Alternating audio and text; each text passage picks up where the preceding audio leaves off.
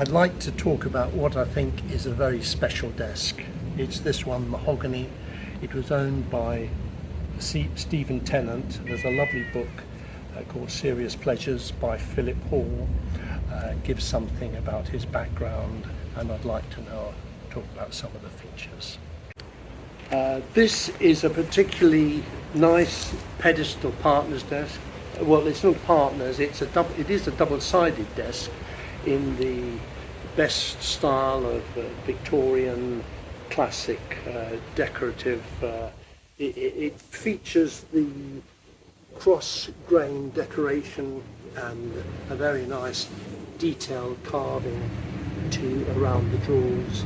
It's unusual. I mentioned partner's desk in that it has double-sided. It's obviously not for two people, although it does have the same decorative glass doors as it has on the front. It's unusual in that in addition to having working doors on both sides, it also, very unusual, has a side cupboard. It's not very wide, but possibly big enough to take a folder or a bottle, and it has that on both ends. The actual mahogany is a lovely ripple feathered mahogany. The actual carving around the drawers is particularly fine. It's a dovetailed construction, each pedestal, and the actual appearance is very much to be on show, as was the previous owner, which was Stephen Tennant. He was particularly one of the probably famous bright young things that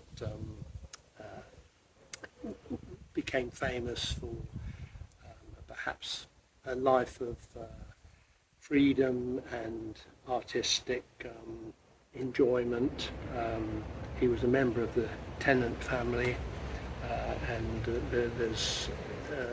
it's a lovely, there's connections with Siegfried Sassoon and a lot of the artists of that age. I had got a book, one of Stephen Tennant's books, which was a missionary's notebook, and also recently there's been a lovely book by Anne Glencona saying something about the background. She wrote about Lady in Waiting, particularly with the royalty and the background to the Lord Glencona, which she writes about. I'd like to mention when I purchased the desk from the Wilsford Manor sale, possibly 20 or so years ago, and there were a lot of very sought after decorative features that they were. Stephen was very much a style icon, and it has a great following amongst the artistic and gay community. Within his, I can show his missionaries, leaves from a missionary's notebook, which is, he was a famous artist doing a lot of, I can show you one or two of colours and paintings. This is the style of some of the works he did, and there's quite a lot of his works available to see in galleries and around the country. And I can show you from the Tales of a Missionary's notebook. It's perhaps it gives a style of, I think when he was writing about Felix, which was the missionary in the story, he very much, I think, pictures himself as the young missionary in a far hot country, and he also describes some of the background to perhaps very slim, delicate state, and also very keen to talk about the lifestyle and a different way of life which he possibly wasn't freely able to have at Wilsford. That's, I don't know if you want to show any more of the close-up features, Eric, but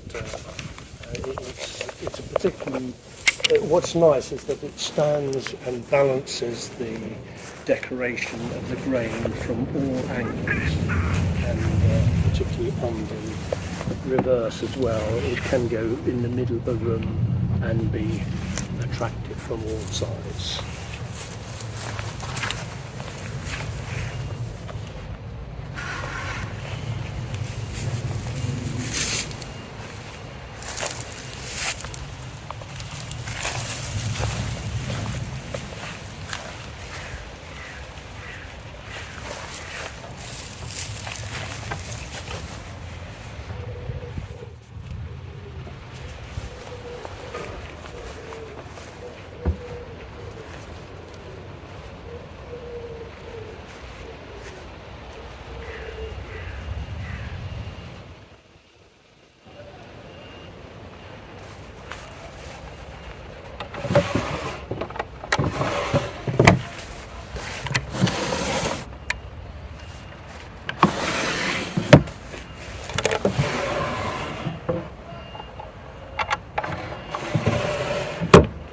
There's much written about Stephen Tennant, and particularly the connection with the bright young things, and perhaps the Siegfried Sassoon and Auburn War, and I think the series about Brideshead Revisited, which was said to be styled on Stephen Tennant, that starred Jeremy Irons and Anthony.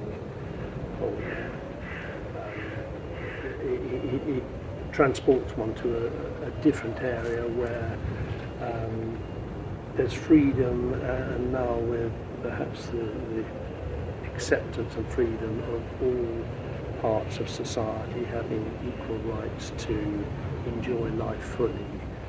I like to think that he would be very happy in this current climate as well.